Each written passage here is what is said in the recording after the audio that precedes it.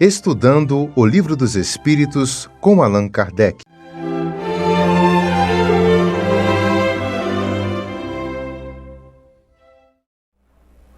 Uma boa noite a todos. É com muito prazer que eu estou aqui mais uma vez, mais uma noite nós juntos, estudando, tentando aprender um pouquinho. Sou Marcos Vinícius e hoje vou fazer um comentário breve do Livro dos Espíritos, cerca da questão 95. Ela está no primeiro capítulo, que trata sobre, capítulo 1, que trata sobre os espíritos, né? E ela numa parte curtinha, né, que trata sobre o perispírito. É a última questão, uma parte bem curtinha de 3 questões só, que ela vai dar uma questão mais instrutiva, mais expositiva, que isso aqui nós estamos dando o nosso comecinho desse conhecimento um pouco mais técnico, assim. Isso aqui é o que vai dar o fundamento para estudos posteriores, não só aqui dentro do Livro dos Espíritos, né, mas em outras obras também. Isso aqui é, vamos dizer assim, é só uma fundação que nós estamos dando, né? E a questão 95 diz o seguinte: o invólucro semimaterial do espírito tem formas determinadas e pode ser perceptível? Certo. Essa pergunta a gente já tem alguns termos interessantes, né? Esse invólucro semimaterial, o que é isso? Como a gente viu em questões passadas, né? Esse invólucro semimaterial é o perispírito, certo? E ele é uma parte da nossa composição geral, aqui desse nosso estado aqui encarnado, né? Como a gente vai estudar um pouco mais para frente, vai ter uma noção um pouco melhor, nós aqui encarnados somos seres, podemos dizer assim, triais, compostos por 3 partes, né? Nós temos a alma, o espírito encarnado, o corpo físico e esse invólucro semimaterial, que é o perispírito, que vamos dizer, de certa maneira, é a ponte entre a alma e o corpo físico. Esse invólucro semimaterial, esse invólucro da alma é o perispírito, que é o nosso objetivo de estudo. E por que semimaterial? É uma palavra que a gente está começando a ser usada aqui, né, nesse inicinho, né, do estudo pelo Livro dos Espíritos, quando Kardec está dando essa base de estudo para nós, nesse começo do estudo. E semimaterial por quê? Porque não é nem etéreo, espiritual por si próprio, mas também não é exatamente material, não é essa matéria densa, né, como nós temos conhecimento hoje.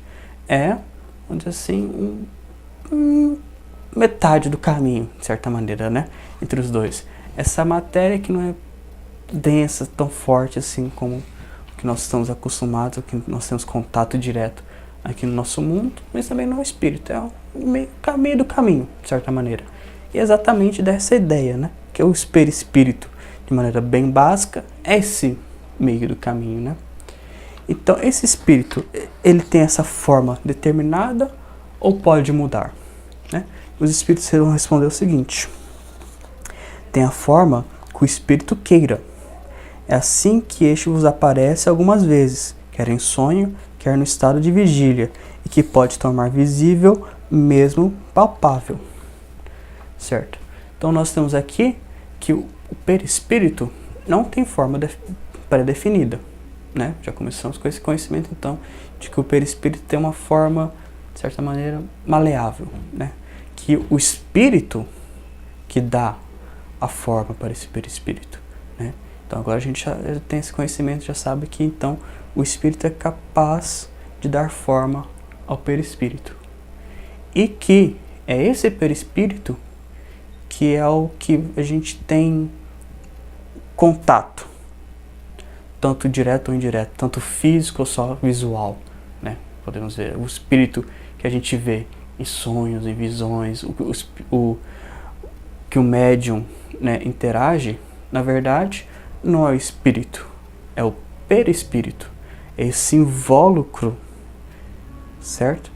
Que nós temos contato. Então, um perispírito que a gente já tinha um conhecimento passado, então, de ser essa ponte entre a alma e o corpo encarnado, também é a ponte entre as nossas percepções e os espíritos desencarnados, certo? Então nós não interagimos diretamente com os espíritos, né? Nós, por enquanto, nesse nosso estágio inicial, a gente vai ter essa suposição, essa concepção de que todo espírito, seja ele uma alma encarnada, um espírito encarnado, a alma, ou um espírito desencarnado, ele tem por necessidade esse invólucro, esse material que é o espírito. Vamos ter essa suposição. Então, qualquer interação que nós tenhamos com esses espíritos desencarnados, com essas visões, interações por meio de médium, qualquer coisa que seja, é, na verdade, a interação com o perispírito. A gente pode ter uma noção assim, de maneira lúdica, é como se fosse um balão, né? Mais ou menos, esse invólucro. É um balão que está cheio d'água, cheio de ar, cheio de gás, qualquer coisa que seja. Quando a gente interage, maleia, mexe, molda e tal, a gente não está mexendo com o que está dentro, interagindo com o que está dentro do balão em si. A gente está interagindo com essa camada em volta, né? O balão por si próprio, né? A gente está quando nós conversamos, interagimos, vemos, até mesmo tocamos esses espíritos, nós estamos tocando o perispírito. Também nós vimos então, justamente esse toque final de podermos interagir fisicamente, tocar, a gente sabe então que o perispírito, justamente por ter essa característica de um material, de um invólucro semi-material, é que ele é, mesmo que semi, é material. Então ele pode ser interagido fisicamente, nós podemos chegar até a tocar. Não é simplesmente aquela imagem que a gente tem de filme, de qualquer coisa, de série de TV, que o fantasminha lá pode ser intangível, lógico, e a pessoa pega e passa. Mas não, às vezes a gente pode simplesmente conseguir tocar, né? Um espírito mesmo que desencarnado, porque o perispírito, além de maleável, pode ser tangível caso o espírito queira, né? Como nós vimos, o espírito tem essa condição de alterar, tem um controle sobre esse invólucro dele, né? E conforme a gente for estudando mais a fundo, a gente vai ver mais e mais características, né? As funções desse perispírito, porque isso aqui é uma introduçãozinha bem superficial, né? Bem de leve. Isso aqui é uma coisa assim que a gente pode estudar para a vida toda, né? E ainda assim a gente não vai ter conhecimento total, né? A gente tem um grande estudioso aqui no Brasil, o Zalmino Zimmermann, que era um magistrado, faleceu recentemente, mais ou menos, 2015, que tem um livro de 400 páginas só sobre o perispírito, tudo acerca disso, características, funções, questão de provas, de certa maneira, sobre como que a gente pode ter certeza da existência do perispírito. E ele, se fosse perguntar, falaria que não sabe nada, né? Então a gente aqui, estudando o Livro dos Espíritos, está tendo só uma noçãozinha muito breve, muito básica sobre o que é isso. Mas essa é a nossa função, né? Faz parte, a gente tem que começar de algum lugar. E a gente está aqui justamente para aprender, começar a estar avançando nesse nosso estágio de evolução. E mais um pouquinho sobre isso, né? Esse perispírito, a gente tem essa noção básica inicial de ser a ponte de comunicação entre o espírito, a alma e o corpo físico. Nós temos essa noção de que tudo que a alma, vamos dizer, pensa, tudo que a alma pensa, ela passa pelo perispírito, é processada por esse perispírito e é materializada no nosso corpo. Da mesma maneira, o que o nosso corpo interage, o que o nosso corpo passa por essas interações, que ele sofre, que acontece com ele, também é processado pelos perispírito e é absorvido, de certa maneira, pela alma. Então, nessa nossa condição de seres, com essas três partes, mas vamos dizer assim, duas partes principais, entre alma e corpo, com essa uma influenciando a outra, por esse canal que é o perispírito, nós temos que então ter muito cuidado. Vamos dizer assim, se a gente for tirar uma lição moral daqui, além do entendimento assim, técnico expositivo, é de que o corpo e a alma estão diretamente conectados, um influenciando sobre o outro.